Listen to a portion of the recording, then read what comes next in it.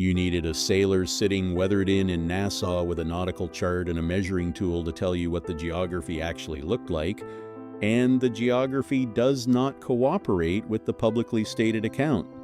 Because a marathon runner, a woman her own daughter described as a determined, strong swimmer who spent her whole life in and around water, does not disappear 600 feet from dry land in a protected anchorage under natural circumstances without leaving a trace. Not in 7-degree water. Not in a basin with a sandy bottom that dive teams and Coast Guard aircraft searched for 13 days. Richard Cook and the Hopetown Volunteer Fire and Rescue Team searched for 6 hours after notification. The Coast Guard searched from the air. Dive teams went into the water. 13 days of multi-agency effort across the sea, the shoreline, and the land produced nothing. And Sam Lyles, working from charts and tracking data and water temperature records, brought a forensic framework to that absence that the official search narrative had never applied. He noted that under natural conditions, in 7-degree water at that depth, the body in that basin surfaces within 1 to 3 days and becomes visible from the air. 13 days of aerial search, a basin shallow enough to see the bottom, nothing found. That absence is its own data point, and it points in one direction, the direction the expert at the top of this documentary pointed first. She is not in that water. The search has been looking in the wrong place. And now the investigation, the federal investigation, running out of Fort Pierce with a 4-6-foot sailboat inside its evidence perimeter, is working to determine where the right place is. What's the weather like where you are today? Drop it below. Because right now, federal agents are inside a boat that was anchored 600 feet from a beach on the night a woman vanished from it. And the question they are working through is not whether she entered that water, it is what the boat itself recorded about what actually happened. And that answer, the one sitting in the digital memory of the vessel's own systems, is what comes next. The Soulmate does not forget, and it is talking. In every criminal investigation, there comes a moment when the evidence stops being circumstantial and starts being mechanical. When the record shifts from what people said to what devices logged, what sensors captured, what timestamps recorded independently of any human being's decision to tell the truth or not. In the Lynette Hooker case, that moment arrives in the form of a small piece of technology that was on Lynette's wrist the day she disappeared, an Apple Watch. And the question surrounding that watch is one of the most forensically significant details in this entire case. Here is what is known from public reporting. Lynette Hooker was wearing an Apple Watch. It was on her wrist at the Abaco Inn on the afternoon of the 4th of April, 2026. A photograph places her there that afternoon, time-stamped, documented, confirmed. The watch was logging her GPS coordinates independently of everything else happening around her that day. Every position fix, every movement, every elevation change, running simultaneously and silently alongside the visible record of that afternoon.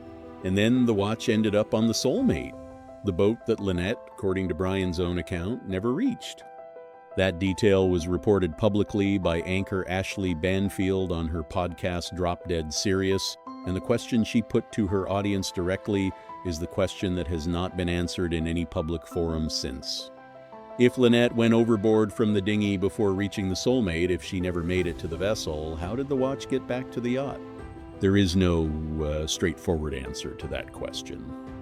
But there is a forensic framework for examining it, because an Apple Watch is not a passive object. It is a continuous recording device. It logs GPS coordinates with timestamps. It tracks heart rate in real time.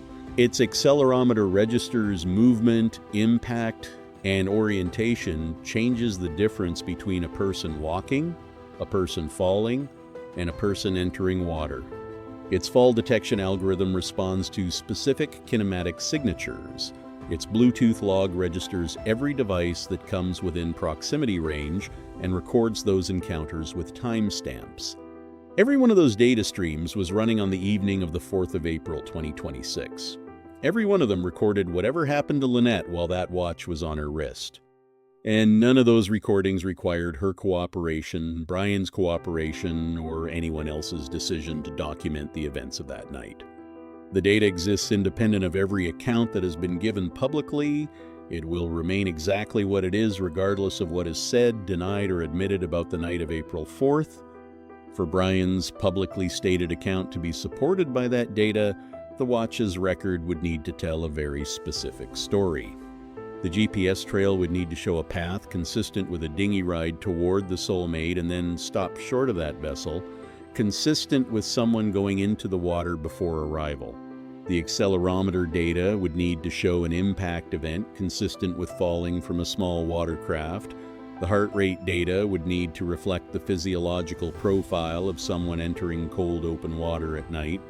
And the Bluetooth log would need to show no connection with any device aboard the Soulmate, no Starlink system, no onboard electronics, no proximity record, placing the watch anywhere near that vessel after the moment Lynette reportedly went overboard.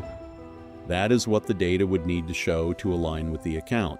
If it shows something different, if the GPS places the watch on the Soulmate at a time when it should have been in the water, if the Bluetooth log registers a connection with the vessel's systems, if there is no water entry kinematic signature in the accelerometer record for that evening, then investigators have a specific, time-stamped, mechanically generated contradiction sitting in the palm of their hand. There is one more layer. People close to Lynette told investigators and reporters about her daily routine with the watch. Every evening around dinner time, Lynette removed the watch and placed it on its charger. The battery life on her model made daily charging a necessity, not an occasional habit. She always charged it at night. That consistency turns the watch's last charging event into a forensic anchor point. The last GPS coordinate logged before the watch went onto the charger is the last confirmed position the device can place Lynette before it came off her wrist. If she followed that routine on April 4th, if the watch went onto its charger as it did every other evening, then those final GPS coordinates mark exactly where she was when she removed it. And if those coordinates place the watch aboard the Soulmate, that conflicts directly and specifically with the publicly reported account of a woman who never reached that vessel, not as an opinion, not as a theory, as a GPS fix. A specific coordinate, a specific time, logged by the device itself. 3 possible endings exist for that watch on the evening of April 4th. It went onto its charger on the Soulmate, placing Lynette on the vessel she reportedly never reached. It went into the water with Lynette carrying a water entry event, a physiological record, and GPS coordinates of exactly where that happened. Or it was placed on the vessel by someone else after whatever happened to Lynette had already occurred. Every one of those endings has a timestamp. Not one of them is silent. Federal investigators have the watch. The Coast Guard Investigative Service has the legal authority and the technical infrastructure to compel Apple to produce the associated iCloud account, data backup records, health data synced to the cloud, location history, Bluetooth logs. Every stream that was running on the 4th of April 2026 is potentially recoverable through that channel, regardless of what happened to the physical device afterward. But here is what makes this layer of the investigation even more pointed. Reporting by Ashley Banfield on Drop Dead Serious explored Brian Hooker's professional background, a career that included work with AT&T and involvement with GPS and telecommunications infrastructure. The reporting raised questions about his technical familiarity with tracking systems. That angle has not been independently confirmed by other outlets and is presented here as her reported framing only. But it sits in the record, and it sits alongside a federal investigation that is now examining the very digital systems that someone with that background would understand better than most. The watch logged everything. The federal investigators in Fort Pierce are positioned to read every line of it, and what they find in that record will either support the account that has been given publicly, or it will expose the precise moment, the precise location, and the precise physiological sequence where that account breaks down. The Soulmate is already in federal custody, the digital records are already being examined, and what those records show about the night of April 4th connects directly to the next layer of this investigation, the federal seizure that turned a missing person inquiry into something else entirely. Between May 8th and the 10th of May 2026, the Soulmate left Marsh Harbor. It moved northwest through the Bahamian island chain and pointed itself toward the United States. Someone was at the helm, the vessel was underway, and the Coast Guard Investigative Service was watching it the entire time. This was not a routine maritime patrol, this was a named operation. Surveillance assets had been tracking the Soulmate specifically. When the vessel reached approximately 40 nautical miles off the coast of Melbourne, Florida, still in open water, still technically at sea, the Coast Guard moved. A named cutter, aviation assets overhead, a deliberate, coordinated interception of a specific vessel that federal investigators had been waiting for. The Coast Guard's own language described what followed as a complex surveillance and interdiction operation. Those are not the words used for a routine boarding. Those are the words used when an agency has been building toward a moment and the moment has arrived. The Soulmate was brought to Coast Guard Station Fort Pierce, Florida. Docked. Placed under federal control. And on the 12th of May 2026, Fox News Digital obtained and published images confirming what was happening on that dock. Crime scene tape draped across portions of the vessel. Investigators in black shirts with yellow lettering, tan pants, and blue gloves. Evidence bags sealed, labeled, removed from the boat one by one. Treasure Coast News confirmed on May 13th that the evidentiary processing of the vessel was actively underway. Investigators were photographed moving in and out of the cabin, across the deck, working the hull. Methodical, systematic. The way federal agents work when they are not looking for something, they are documenting everything. The 11th of May 2026, approximately 40 nautical miles off the coast of Melbourne, Florida, the United States Coast Guard locates the Soulmate, not in the Bahamas, not at Elbow Cay where it was anchored on the night of April 4th, not in the Abaco Islands where Lynette disappeared, 40 nautical miles off Melbourne, Florida in U.S. federal waters. The Soulmate was seized, the U.S. Coast Guard confirmed the seizure, the vessel was taken into federal custody and transported for a comprehensive forensic examination by the FBI. Evidence collected from the Soulmate was sent to the FBI's forensic laboratory at Quantico, Virginia, the same facility that has processed evidence in some of the most significant federal criminal cases in American history. Ask yourself what the Soulmate's presence in Florida waters tells you. The vessel was in the Bahamas when Lynette disappeared. It was supposed to remain in the Bahamas while investigators were building their case. But by May 11th, it was 40 nautical miles off Melbourne, Florida. Someone moved it. Someone sailed it out of Bahamian waters, across the Florida Straits, and into U.S. federal waters. The Coast Guard finding it there was not a coincidence. It was the result of an active maritime search. And its seizure was not routine, it was a federal law enforcement action taken as part of a criminal investigation that the U.S. Coast Guard had formally opened. The FBI processing evidence from the Soulmate at Quantico means federal investigators are conducting a forensic examination of the vessel itself. Fingerprints, DNA, fiber analysis, electronic data from systems aboard the vessel. Every surface, every compartment, every electronic device on that boat is part of what Quantico is working through. That is not a standard maritime accident investigation. That is a federal criminal evidence processing operation. The Soulmate is no longer just a boat, it is evidence. Brian's account contains a detail that maritime experts flagged within days of it entering the public record. A detail so specific, so technically precise, that it has not been possible to dismiss despite weeks of public discussion. According to Brian's own account, Lynette was wearing the engine's safety lanyard at the time she went over the side. The safety lanyard is a standard piece of equipment on small motorized vessels. It is a coiled cord that connects the engine's kill switch to the operator. The design principle is straightforward. If the person operating the engine is displaced from the helm, if they fall overboard, if they are thrown, if they lose their footing, the lanyard pulls free, the kill switch activates, and the motor cuts out. The vessel stops. The safety lanyard is designed for the operator. It is designed to be worn by the person controlling the engine. In Brian's account, Lynette, not Brian, was wearing the lanyard, which means, according to his own telling of events, Lynette was the one operating the engine on the 2 5-mile nighttime crossing. Maritime professionals have examined that detail publicly.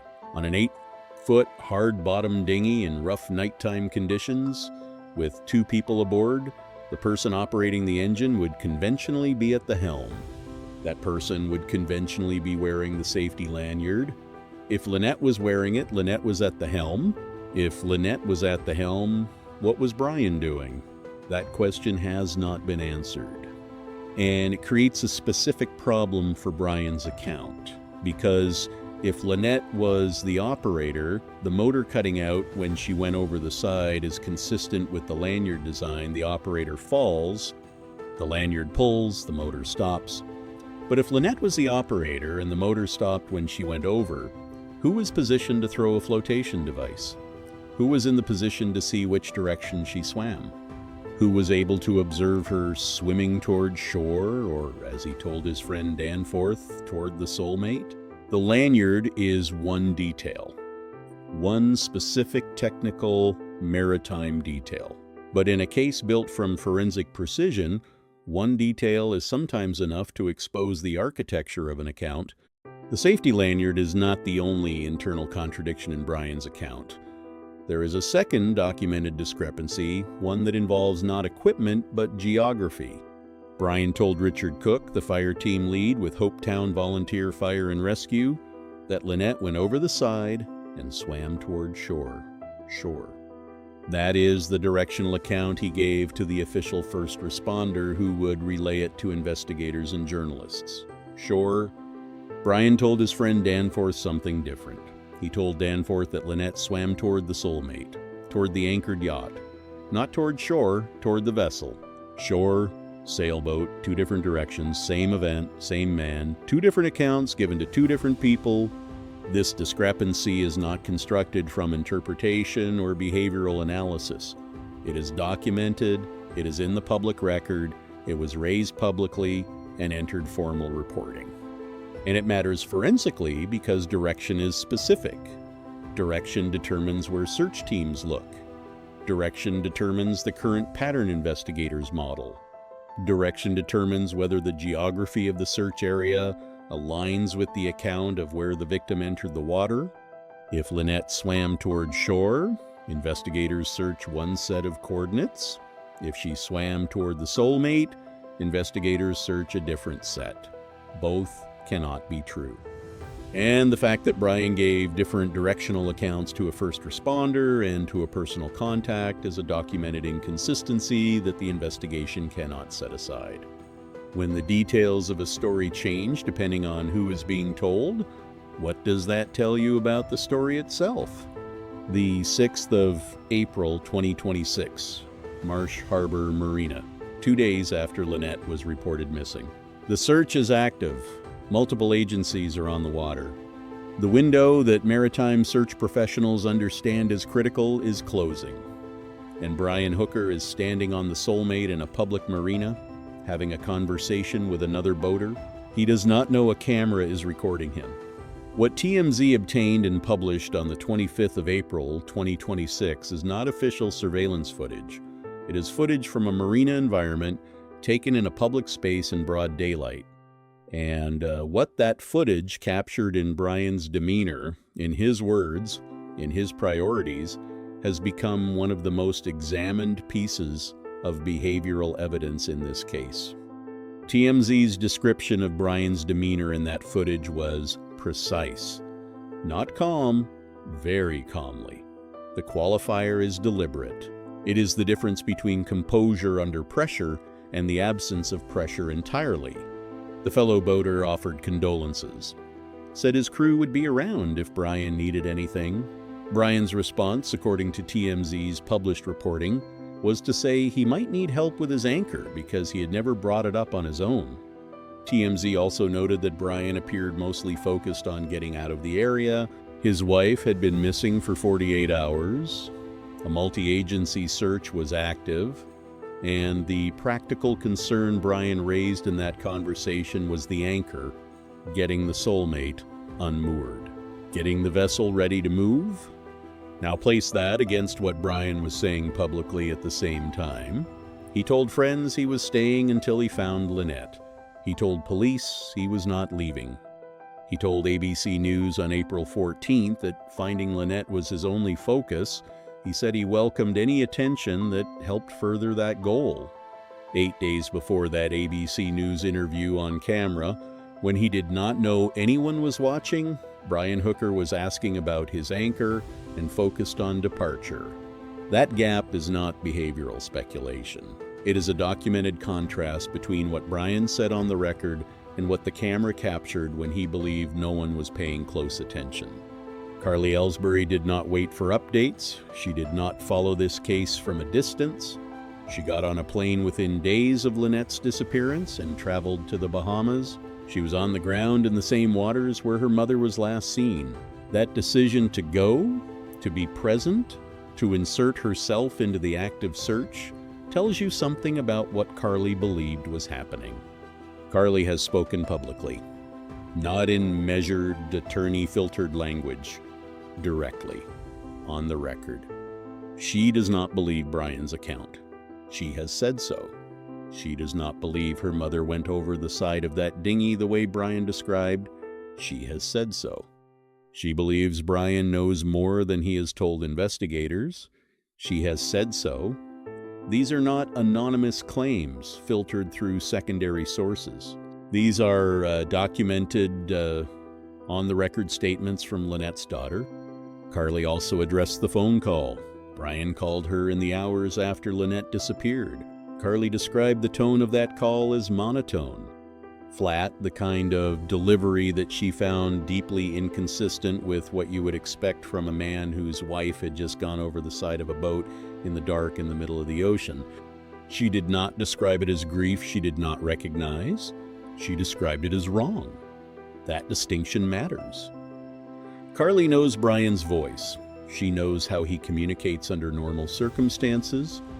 What she heard in that call did not match what she knew.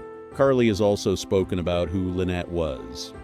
Active, capable, experienced, a sailor who knew boats, knew water, knew how to handle herself in a maritime environment. The portrait Carly draws is not of someone who would disappear in conditions that multiple people present at the Abaco Inn that night have described as manageable. It is not of someone who would go into the water without a flotation device after years of open ocean sailing.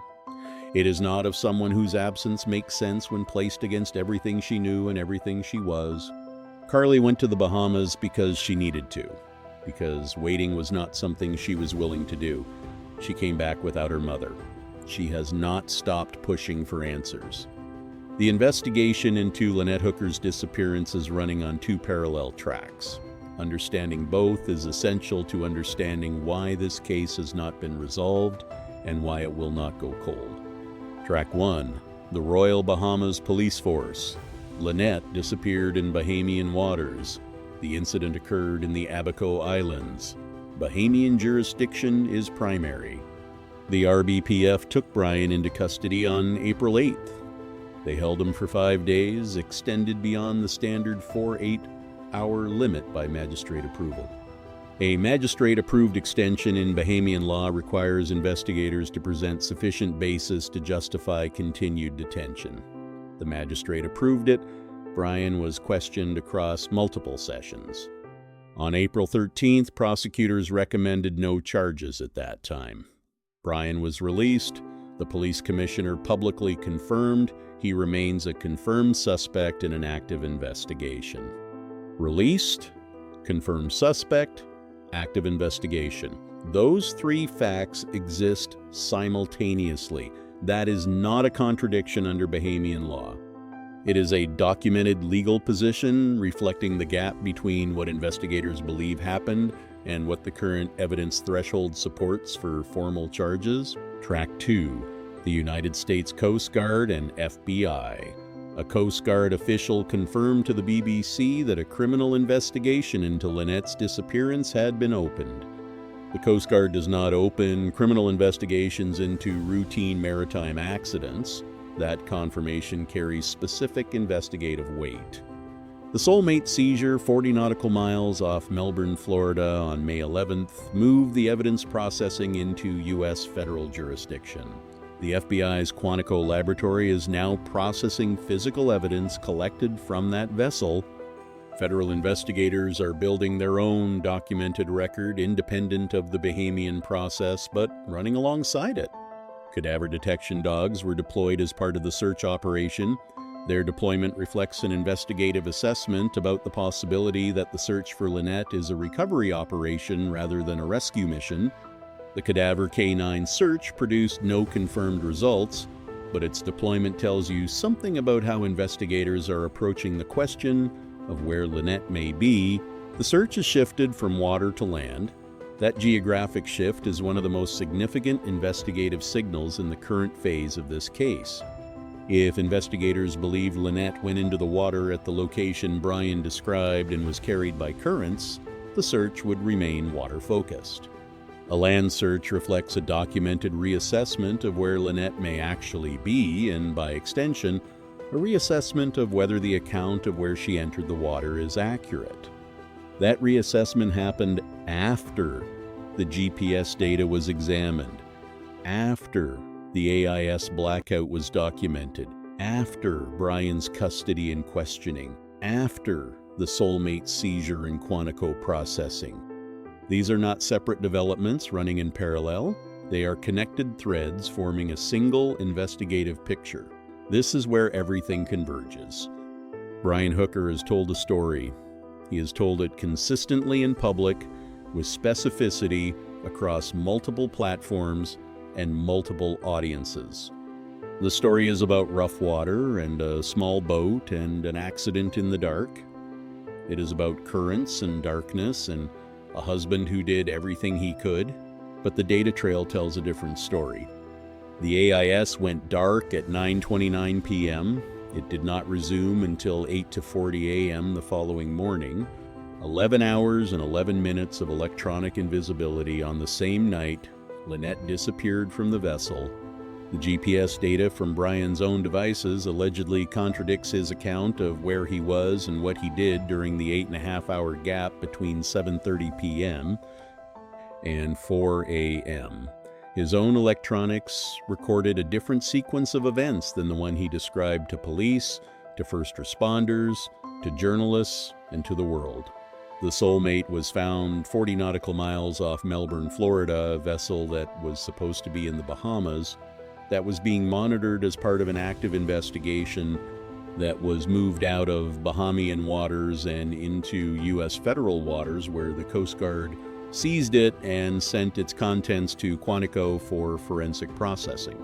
Two directions for where Lynette swam, one account given to a first responder, a different account given to a personal contact, the same event, the same man, two stories. A safety lanyard on Lynette rather than on Brian, a technical maritime detail that creates questions about who was operating the vessel and who was positioned to witness what Brian says he witnessed. A camera capturing a demeanor and a priority on April 6th that does not match any of the public statements Brian made about his commitment to finding his wife. And a daughter who flew across an international border, stood in the waters where her mother was last seen, and came back saying publicly and on the record that she does not believe a single word of her stepfather's account. This is the data trail. It does not editorialize, it does not speculate, it records. And what it has recorded across multiple electronic systems, across multiple documented statements, across two jurisdictional investigations. Now involving the FBI's most advanced forensic laboratory is a version of the 4th of April 2026 that Brian Hooker has not explained, has not addressed, and cannot currently account for. Lynette Hooker was 55 years old. She was a sailor. She loved the ocean. She was found missing from it on Easter Sunday 2026, while the man who says he was with her when she disappeared asked a stranger about his anchor. She has not been found. The investigation is active. The evidence is at Quantico.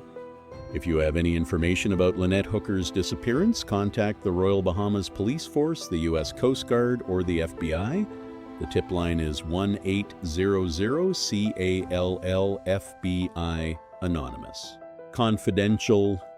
Lynette Hooker deserves to come home, and the data trail that her husband's own electronics recorded is going to help bring her there.